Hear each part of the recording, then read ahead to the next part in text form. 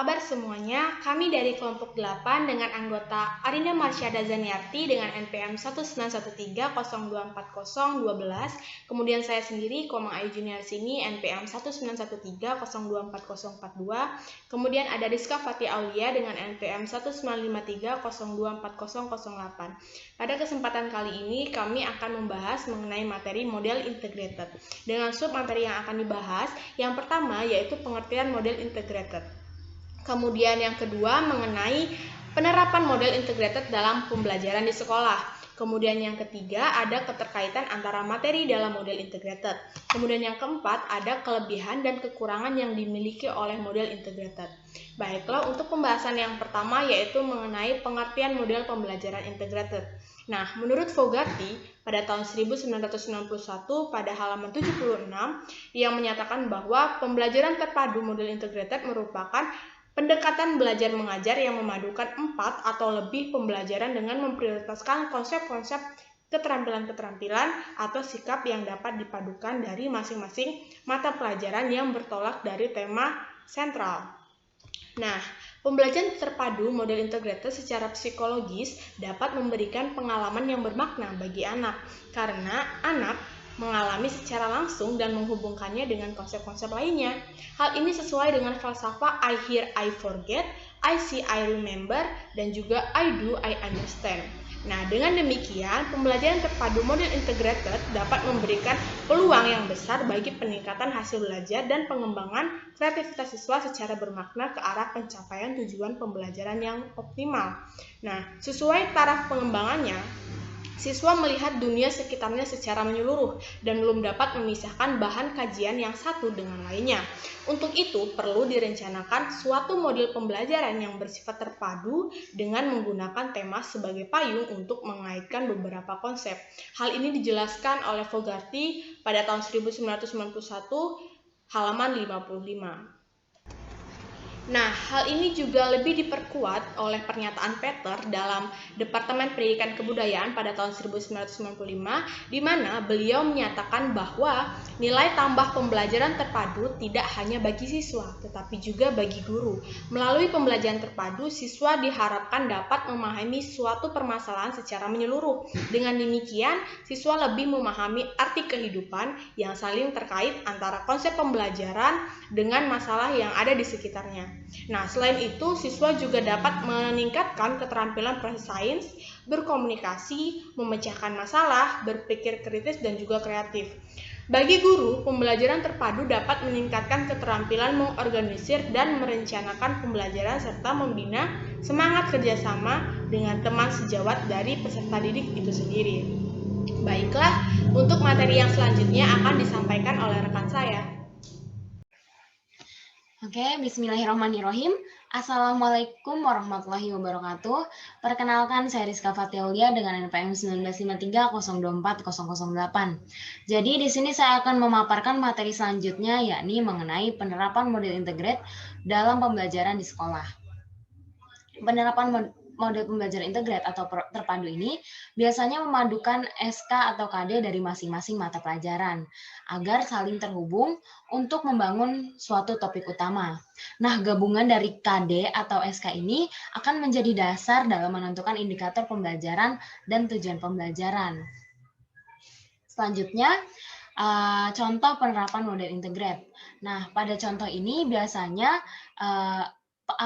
pengaplikasian model integrate ini dilakukan oleh kelas 4 SD.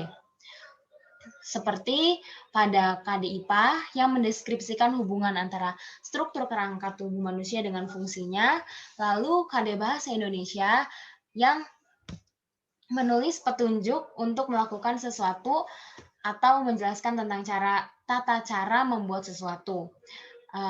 Lalu ada KD IPS yang membaca peta lingkungan setempat, kabupaten atau kota, provinsi dengan menggunakan skala, dan yang terakhir digunakan pada KD matematika, yaitu untuk melakukan operasi perkalian dan pembagian. Baik, selanjutnya ada diagram Venn yang mengintegrasikan kurikulum. Jadi pada diagram Venn ini dijelaskan hubungan antara berbagai macam KD dengan berbagai macam pelajaran. Di sini ada matematika dengan sains. Hubungan antara matematika dan sains adalah permintaan dan persediaan. Lalu selanjutnya ada hubungan antara sains dengan sosial atau IPS, yakni penemuan. Hubungan antara sosial dengan seni bahasa, yakni penelitian.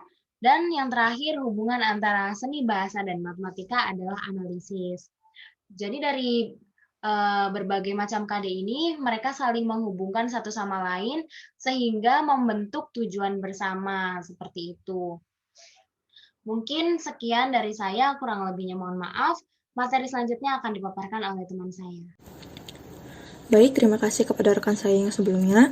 Saya Rina Marsyanda Zaniarti dengan NPM 1913024012 akan melanjutkan materi mengenai keterkaitan antara materi dalam model integrated. Nah, model integrated ini menggunakan pendekatan antar bidang studi, sehingga peserta didik dapat menghubungkan konsep-konsep antara mata pelajaran yang satu dengan mata pelajaran yang lain, sehingga dapat memperdalam pengetahuan mereka. Selanjutnya, kelebihan dan kekurangan dari model integrated. Kelebihan model pembelajaran integrated. Yang pertama, adanya kemungkinan pemahaman antar bidang studi, seperti yang sudah saya katakan tadi. Nah, dan contohnya itu, misalnya pada pembelajaran biologi yang membahas materi fotosintesis dapat diintegrasikan dengan pembelajaran kimia yang membahas dari reaksi apa saja yang ada di dalam kegiatan fotosintesis itu. Nah, sehingga dengan adanya integrasi itu, guru sudah tidak perlu mengulang kembali materi yang akan tumpang tindih. Nah, kedepannya, guru juga akan dapat melihat gambaran menyeluruh dari kemampuan yang telah dikembangkan kepada peserta didik mengenai sejauh apa pemahaman mereka terhadap materi. Lalu, memberikan kegiatan yang lebih terarah pada setiap bidang pengembangan. Lalu, siswa merasa senang dan memperluas wawasan dan apresiasi guru.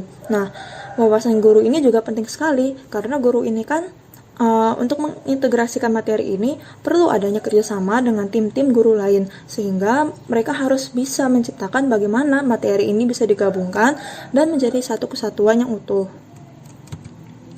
Lalu kekurangannya, yang pertama, guru harus bisa menguasai konsep, sikap, dan keterampilan yang diprioritaskan. Tentu saja, jika guru ini merasa kesulitan untuk menguasai konsep, maka ia juga akan kesulitan untuk mengintegrasikannya dengan mata pelajaran yang lain karena dia tidak memahami konsepnya itu. Lalu, tipe ini memerlukan tim antar bidang studi. Nah, untuk mengintegrasikan ini, kita tidak bisa mengintegrasikannya dengan diri kita sendiri karena perlu adanya kerjasama dengan tim-tim guru yang lain. Lalu, menuntut adanya sumber belajar yang beraneka ragam. Nah, hal ini dikarenakan pengintegrasian materi ini berarti kan cakupannya juga akan semakin meluas, sehingga sumber belajarnya juga akan semakin banyak. Lalu, cukup sulit dilaksanakan. Cukup sulit dilaksanakan ini ya karena itu tadi, karena dia itu tidak bisa dilakukan seorang diri, harus terdapat tim untuk melakukan pengintegrasian materi ini. Lalu, kurang efektif. Benar kurang efektif karena seperti yang sudah saya katakan sebelumnya, membutuhkan tim dan juga harus menguasai konsep untuk mengajarkan materi. Nah, karena hal-hal tersebut, maka akan membutuhkan banyak waktu pada beberapa mata pelajaran. Sekian materi dari kelompok kami, kurang dan lebihnya kami mohon maaf. Kami akhiri, wassalamualaikum warahmatullahi wabarakatuh.